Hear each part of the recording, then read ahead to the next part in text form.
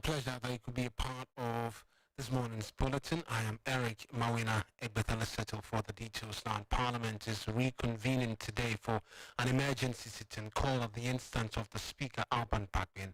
The House is expected to consider some critical loan agreements deemed pivotal in helping Ghana secure an IMF deal. The House deferred the approval of the critical loans before their last recess to make way for the passage of some 3 new taxes. Here is Parliamentary Affairs correspondent Komla Kluchi providing more details ahead of today's sitting. Just a majority one on the Finance Committee. The minority is averse to this because of them, this is adding up to the already ballooning debt that the country has had. Sources within tells me that all of this is as a result of the conditionalities that the IMF is looking at. They need to be able to have some firm backing in terms of financing, in as much as they are seeking the $3 billion bailout.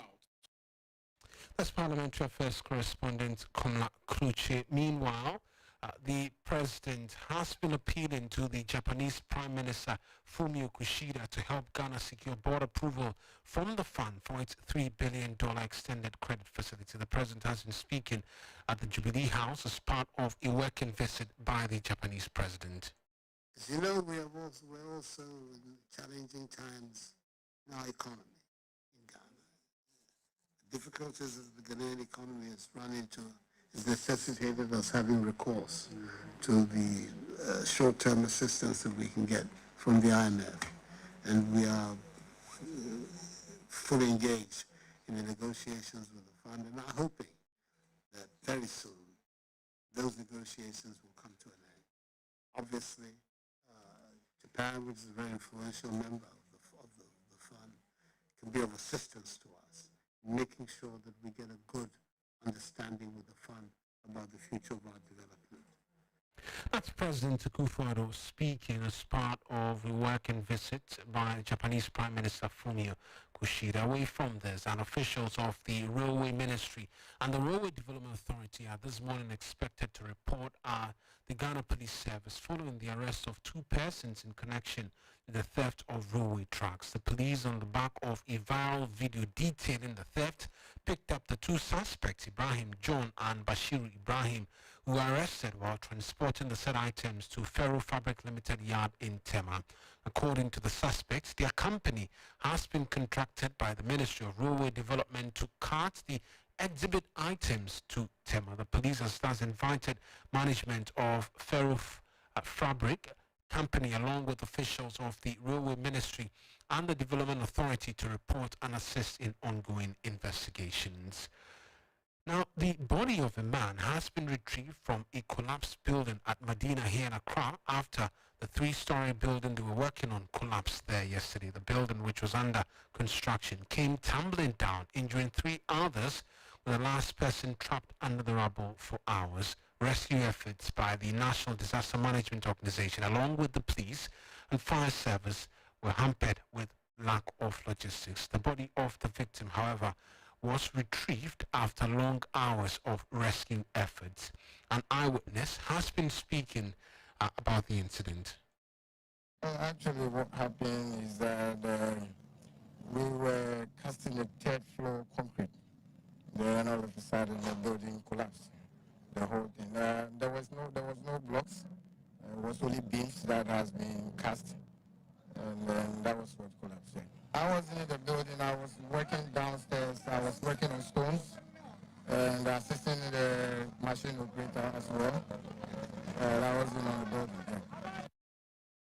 That was an eyewitness speaking there. We'll move away from this now. And South MP Roxy Nelson Dapiamepo has filed a suit at the Supreme Court challenging the appointment of Dr. Peter Apiahene and Hajia Salima Tijani to the Electoral Commission. He is, among other things, seeking the revocation of the appointment in an order that restrains the 2 board members from holding themselves out as such. The appointment of the 2 to the Electoral Commission has been heavily criticized following established links to the ruling New Patriotic Party by the opposition NDC and other critical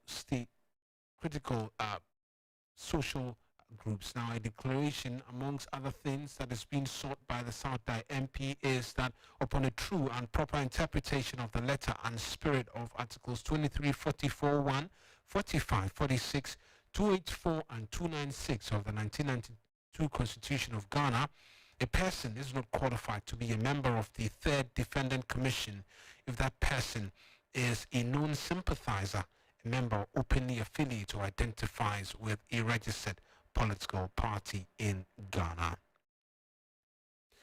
Now, the National Peace Council is recommending a multi-stakeholder approach to restore peace in Boko.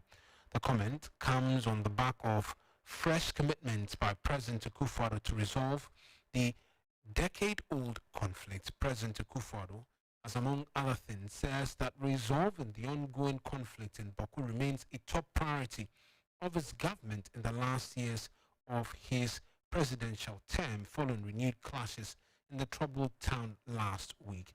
But security analyst Dr. Adam Bonar says the president should walk the talk. The only thing that is remaining is for him to move beyond the talking and roll out an action plan that will involve, everybody, the media, civil society, the indigents, both the Kusatsis, the Mampuses, the Fulanis, the Hausas, everyone who is caught up in this conflict in Boko. The conflict has moved away from Boko to neighboring communities. Wali Wali, Zubila, you can Pusiga, you can mention them. Let's hear now from the chair of the Peace Council, Reverend Dr. Enes Idu James.